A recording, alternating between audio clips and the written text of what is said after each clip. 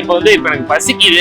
இப்ப இந்த இடத்துல 30 வருஷத்துக்கு முன்னாடி இருக்கோம். இப்போ சரி, இங்க என்ன சாப்பாடுற கடைலாம் என்ன இருக்கு? சாப்பாடு கடை தான் பக்கத்துல இருக்கு. அனிஃபா பிரியாணி இருக்கு. அது இப்போ ஆமா, 30 வருஷத்துக்கு 30 வருஷம் முன்னாடி சந்தல ஒரு செட்டியார் கடை இருக்கு. ஆ, உட்ஸ் ரோட்ல செட்டியார் கடை.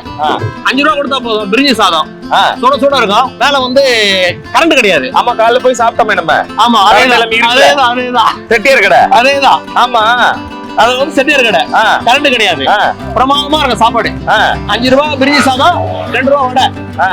அதே மாதிரி மதியானம் காலையில வந்து மோட்டி குழம்பு, கருவாட்டு குழம்பு, தோசை, பொங்கல் பொங்கல் சாப்பிட்டோம். சூப்பரா இருக்கும். வடை கூட வச்சாங்களே, அற்புதமா இருக்கும். சூப்பர், பரவாயில்ல. இவ்வளவு விஷயம் சாப்பிட்டுருக்கோங்க. இப்ப செட்டியார் எங்க போயிட்டாரு? ஆள காணோம். அவர் போய் சேர்ந்தாரு.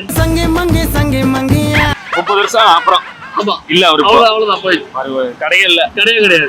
வாழ்க்கையில் நிறைய பேர் வருவாங்க, நிறைய பேர் போவாங்க. நம்ம இருக்க வேண்டிய வேலை. ஆமா ஆமா. இப்போ அதான் இந்த இடத்துல வேற என்னென்னலாம் ஃபியூச்சர்ல இருக்காது? ஃபியூச்சர் இருக்கா, நம்ம இருக்கும்போது தெரியாது.